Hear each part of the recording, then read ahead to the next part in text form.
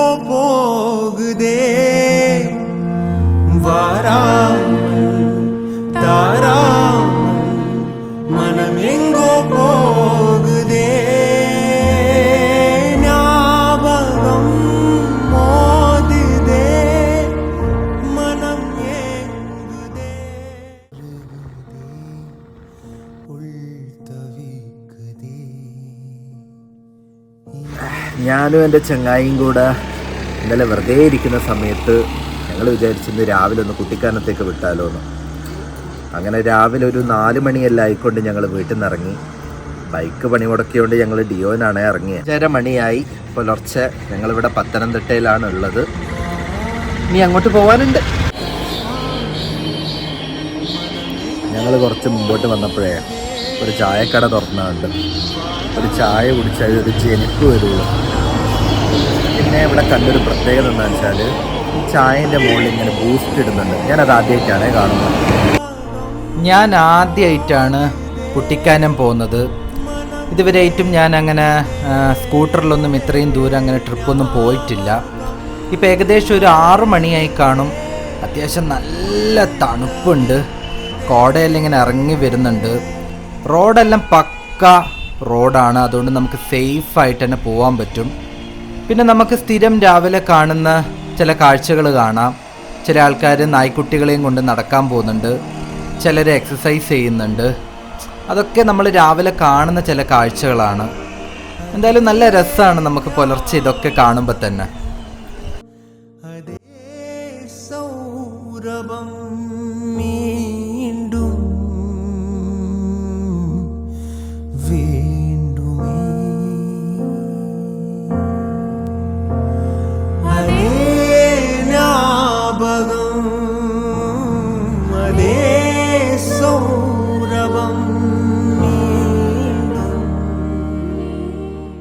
ഞങ്ങളിപ്പോൾ റാന്നി ടു മുണ്ടക്കയം റോഡിലോട്ട് കയറിയിരിക്കുവാണ്. നല്ലൊരു കാടാണ് ഇവിടെ. ഫുള്ള് ഫോറസ്റ്റ് ഏരിയ ആണ്. ആക്ച്വലി ഇവിടെ വണ്ടി നിർത്താൻ പാടില്ല. എന്താണെന്ന് വെച്ചാൽ വന്യജീവികൾ എന്തെങ്കിലും വന്ന് അടങ്ങാറാക്കിയാലോ എന്ന് വെച്ചിട്ട്. പിന്നെ ഞങ്ങൾ ഈ ഒരു കാടിൻ്റെ ഈ ഒരു വൈബെല്ലാം കണ്ടപ്പോൾ ഒന്ന് ഇവിടെ നിർത്തിയേ ഉള്ളൂ. ബാക്കിയെല്ലാം ഇനി പിന്നാലെക്കാട്.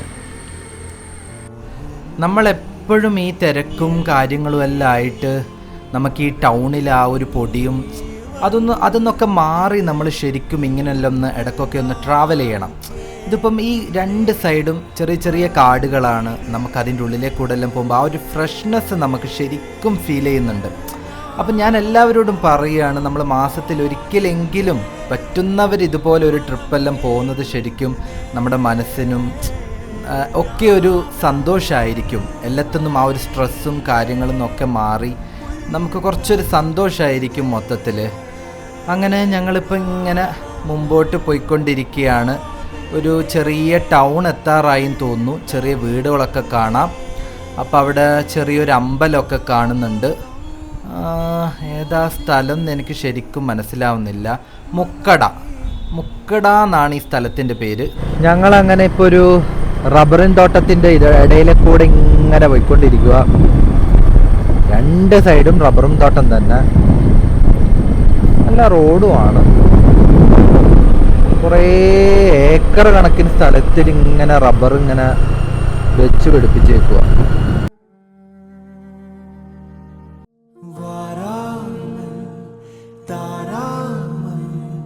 மனம் எங்கோ போகுதே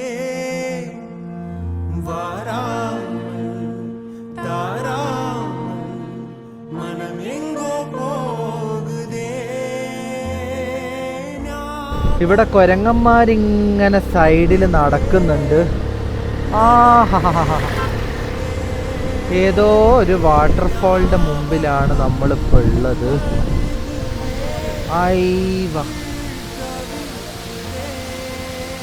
അടിപൊളിയല്ലേ. ഇതിപ്പോൾ ഇങ്ങനെയാണെങ്കിൽ മഴേൻ്റെ സീസണിലല്ലേ എമ്മാരി വെള്ളമായിരിക്കും. അതേ സൗരഭം വീണ്ടും. ഞങ്ങളിനിയിപ്പോൾ ഈ യോബിൻ്റെ പുസ്തകത്തിലുള്ള ആ ഒരു ആഷ്ലി ബംഗ്ലാവിലോട്ടാണ് ഞങ്ങൾ പോകുന്നത്. അപ്പോൾ അതിലേക്ക് പോകാനുള്ളൊരു വഴിയാണ് ഈ കാണുന്നത്. അപ്പോൾ അതിലെ കൂടെ പോയിട്ട് നമ്മൾ ഈ സിനിമയിലെല്ലാം കണ്ട ബംഗ്ലാവ് ഒന്ന് നമുക്ക് നേരിട്ട് കാണണ്ടേ? അതിൻ്റെ എല്ലാം ഒരു സുഖമൊന്ന് വേറെ തന്നെയല്ലേ. ആഷ്ലി ബംഗ്ലാവിൻ്റെ അവിടെ ഒരു സെക്യൂരിറ്റി ഉണ്ട് പോലും. അങ്ങോട്ടുള്ളിൽ കയറ്റുമെന്ന് വലിയ ഉറപ്പൊന്നുമില്ലേ.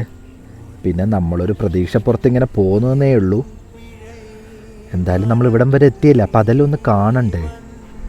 ഞാൻ പിന്നെ ആദ്യമായിട്ട് വരുന്നത് കൊണ്ടേ എനിക്ക് ഇതെല്ലാം കാണാൻ ഭയങ്കര ഇൻട്രസ്റ്റാണ്.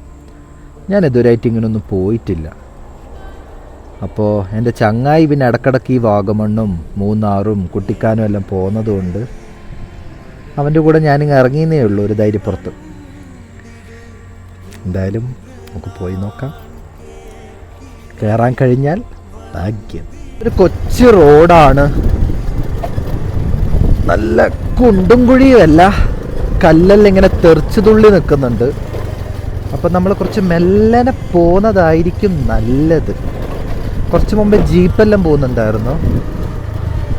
അപ്പം നമുക്ക് മെല്ലനെ ഇറങ്ങാം. അടുത്ത് തന്നെയാന്ന് തോന്നുന്നു. ആ വളവെന്നൊരു 1 കിലോമീറ്റർ ആറ്റേ ഉള്ളൂ. സൈഡിലെല്ലാം ഒരു നീല പൂവ് ഇങ്ങനെ വിരിഞ്ഞ് നിൽക്കുന്നുണ്ട്. നല്ലൊരു ഭംഗി, ഹരിതാപവും പച്ചപ്പും. ഞങ്ങൾ പോകുന്ന വഴിക്ക് കണ്ടൊരു ചെറിയൊരു വീടാന്ന് തോന്നുന്നു. ആളെ ഒന്നും കാണുന്നില്ല, പക്ഷെ എന്തോ ഒരു ഭംഗി. അപ്പം വിചാരിച്ച് അതിൻ്റെ ഒരു വീഡിയോ എടുക്കാമെന്ന്. അങ്ങനെ ഞങ്ങൾ വണ്ടി സൈഡാക്കിയിട്ടൊന്ന് വീഡിയോ എടുക്കാൻ ഇറങ്ങി. പൂട്ടിയിട്ടേക്കുവാണ്. അങ്ങനെ ആൾ താമസമുള്ള സ്ഥലമൊന്നുമല്ല, ഷീറ്റെല്ലാം ഇട്ടിട്ട്. പക്ഷെ എന്തോ ഒരു ഭംഗി.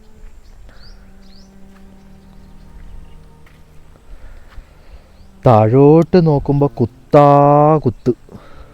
നമ്മളെങ്ങാനൊന്ന് വീണിട്ടുണ്ടെങ്കിൽ ബോൾ പോലെ അങ്ങ് ഉരുണ്ട് വീഴും. അങ്ങനെ ഞങ്ങൾ ആഷ്ലി ബംഗ്ലോയിലേക്ക് പോകാനുള്ള ആ വഴീൻ്റെ മുമ്പിലെത്തി. അപ്പോൾ ഇവിടെ ഒരു ഗേറ്റെല്ലാം ഉണ്ട്. ഗേറ്റ് താഴോട്ട് പൂട്ടിയിട്ടാണ്. സൈഡിൽ ഡു നോട്ട് എൻട്രി എന്നുള്ള ഒരു ബോർഡൊക്കെ വെച്ചിട്ടുണ്ട്. ഇതൊരു പ്രൈവറ്റ് പ്രോപ്പർട്ടി ആണെന്നാണ് തോന്നുന്നത്. ഞങ്ങളിവിടെ നോക്കിയിട്ടൊന്നും ഒരു സെക്യൂരിറ്റീനെ ഒന്നും കാണുന്നില്ലേ.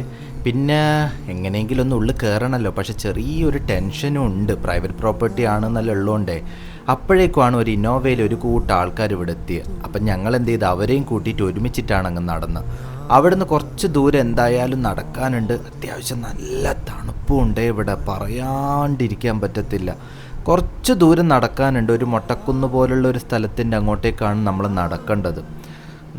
നടന്ന് ഏകദേശം ഒരു പരുവായി. നല്ല കാറ്റടിക്കുന്നുണ്ട്, കോട ഇങ്ങനെ ഇറങ്ങി വന്നുകൊണ്ടിരിക്കുക. അതൊന്നും പറയാണ്ടിരിക്കാനേ നമുക്ക് പറ്റത്തില്ല. അപ്പം ഞങ്ങൾ മുൻപാലേ അങ്ങ് വേഗം അങ്ങ് നടന്ന്, അവരൊക്കെ ബാക്കിൽ മെല്ലനെ നടന്ന് വരുന്നുണ്ട്. അവരും കൂടെ ഉള്ളതുകൊണ്ട് ഞങ്ങൾക്കൊരു ധൈര്യമായി എന്ന് വേണമെങ്കിൽ പറയാം. അങ്ങനെ നടന്ന് ഞങ്ങളിത് ഏകദേശം ഈ ഗേറ്റിൻ്റെ മുമ്പിൽ അവിടെ എത്താറായി. നമുക്ക് നോക്കുമ്പോൾ ഒരു ഗേറ്റ് കാണാം. അങ്ങോട്ടെല്ലാം ഫുൾ കോടയാണ്. ചുറ്റും നോക്കുമ്പോഴെല്ലാം കോടയാണുള്ള. ബംഗ്ലോ ഇവിടെ എവിടെയും കാണുന്നില്ല. നടന്നു നോക്കട്ടെ. കുറച്ചും കൂടെ മുമ്പോട്ട് പോയാൽ അവിടെ ഒരു മുറ്റം പോലെയുള്ള ഒരു ഏരിയ ആണ്. ഫസ്റ്റ് ടൈം വാ എന്നോ കോടയാടാ, അടിപൊളിയാണേ. ഒരുപാട് സ്റ്റെപ്പുകൾ കാണുന്നുണ്ട്. നമുക്ക് ബംഗ്ലോ എന്നിട്ടും കാണാൻ പറ്റുന്നില്ല, കുറേ സ്റ്റെപ്പാണുള്ളത്. ഫുൾ കോട കൊണ്ട് ആ ബംഗ്ലോ അങ്ങനെ കവർ ചെയ്തിട്ടാണുള്ളത്. എന്തായാലും ഈ സ്റ്റെപ്പൊന്നും മെല്ലനെ കയറാം. കുറേ നേരം വണ്ടിയിലിരുന്നിട്ട് കാലെല്ലാം നല്ല പണിയായിട്ടാണുള്ളത്. മെല്ലനൊന്ന് നടന്ന് കയറട്ടെ.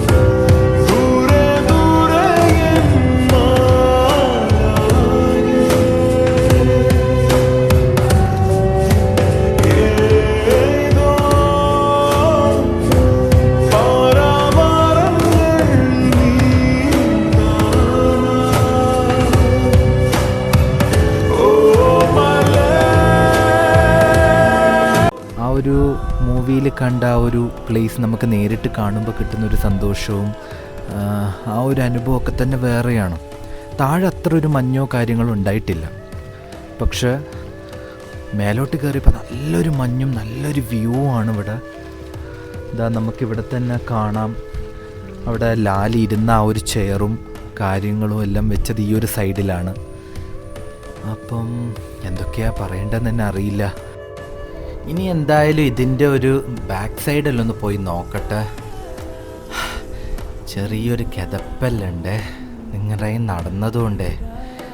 വലിയ വലിയ മരമെല്ലാം കാണുന്നുണ്ട്, നല്ല വലിയ മുട്ടക്കാട്ടം മരങ്ങൾ. പക്ഷെ തണുപ്പ് തന്നെ. നമ്മളിതെല്ലാം സിനിമയിൽ മാത്രം കണ്ടിട്ടേ നേരിട്ട് കാണുമ്പോൾ എന്താ പറയേണ്ടത് എനിക്ക് ശരിക്കും അറിയില്ല. പിന്നെ കാണുന്നത് ഞാനിങ്ങനെ അങ്ങ് നിങ്ങളിലേക്ക് എത്തിക്കാൻ വേണ്ടി പറയുന്നേ ഉള്ളൂ. അയ്യോ, നടന്നൊരു പരുവായി സത്യത്തിൽ. പക്ഷെ നല്ല ഭംഗിയാണ് ഇതിൻ്റെ ബാക്ക് സൈഡെല്ലാം. ആളും വലിയ തിരക്കൊന്നുമില്ല. ഞങ്ങൾ കൂടെ വന്നവരെല്ലാം അവിടെ മുമ്പിലെല്ലാം പോയിട്ട് ഫോട്ടോസ് എടുക്കുന്നതിൻ്റെയും വീഡിയോസ് എടുക്കുന്നതിൻ്റെ എല്ലാം തിരക്കില്ല. എന്തായാലും നിങ്ങളൊന്ന് കാണ്. അയ്യോ,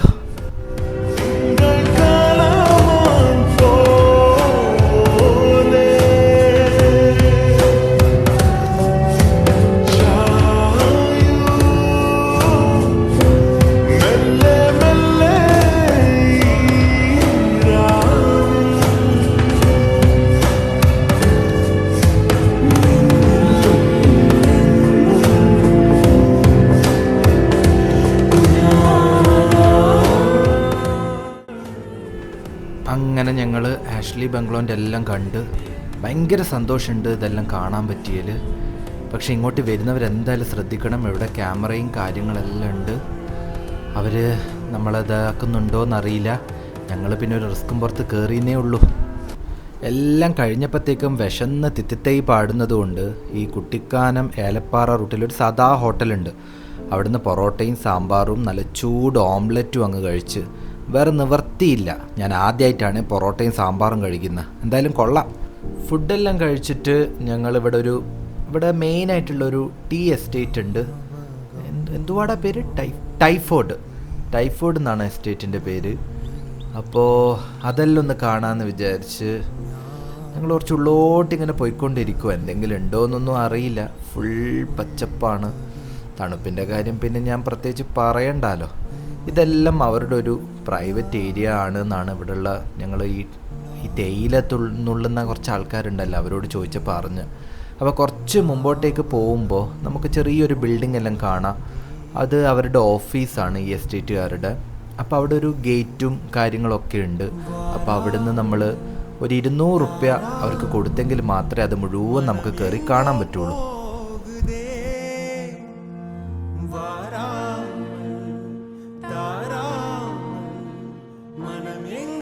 എസ്റ്റേറ്റിലെ കാഴ്ചയെല്ലാം കണ്ട് കഴിഞ്ഞപ്പോഴത്തേക്ക് ഏകദേശം ഒരു 12 മണിയായി. അപ്പം ഞങ്ങൾ വേഗം തന്നെ റൂം ബുക്ക് ചെയ്തത് ഏലപ്പാറ PWD റെസ്റ്റ് ഹൗസിലാണ്.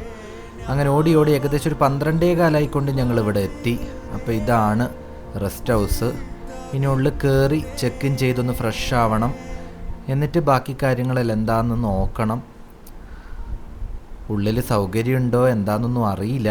അതിന് കയറി കഴിഞ്ഞാലേ അറിയുള്ളൂ. ഓൺലൈനിൽ ബുക്ക് ചെയ്തിട്ടതാ. എന്തായാലും ശരി, ഇനി നമുക്ക് അടുത്ത വീഡിയോ കാണാം.